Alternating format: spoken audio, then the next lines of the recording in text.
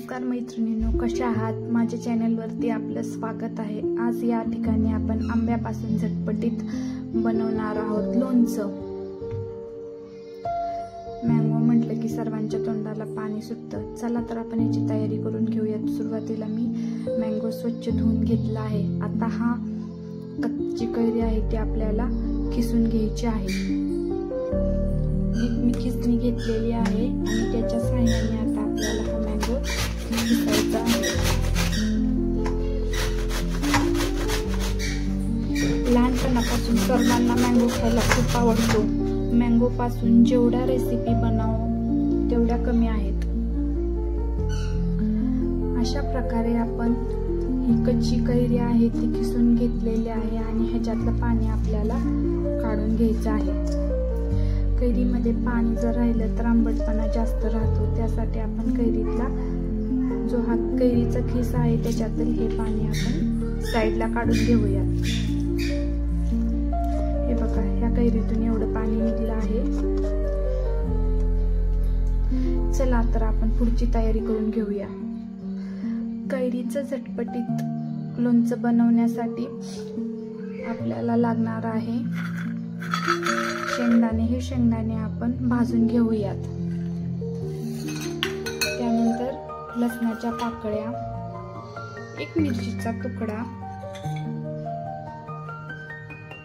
फोडणीसाठी आपल्याला कढीपत्ता लागणार आहे। त्यानंतर कोथिंबीर, चिमूटभर असं मीठ घेऊयात आणि चला आपण आता कैरीचं झटपटीत लोणचं करायला घेऊया। कढईमध्ये शेंगदाणे भाजायला घेऊयात।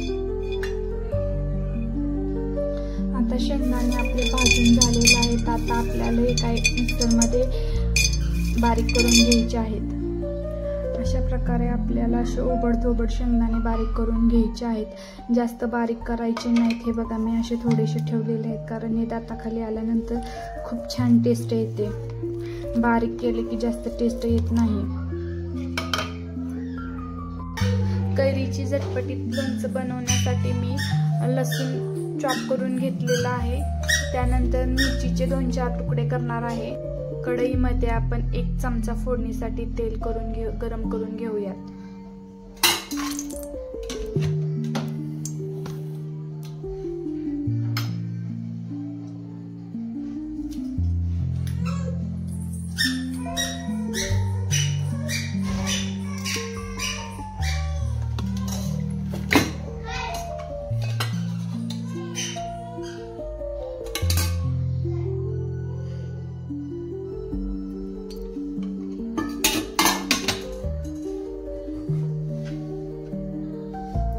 सुरुवातीला आपण मोहरी टाकूया।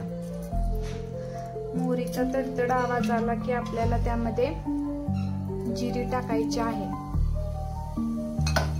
त्यानंतर आपण ह्यामध्ये लसूण टाकूया। त्यानंतर कोथिंबीर टाकूया, हळद, मिरचीचे तुकडे टाकून घेऊया आणि थोडी कोथिंबीर पण टाकूया। फोडणी व्यवस्थित आपण फिरवून घेऊया। त्यानंतर आपण खिसलेली कैरी त्यामध्ये टाकूया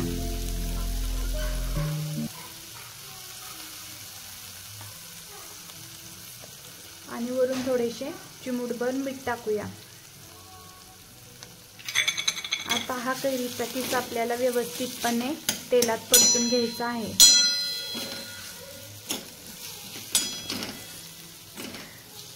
अत्यंत साधी आणि सोपी पद्धत आहे कैरीची झटपटीत लोणचं बनवण्याची।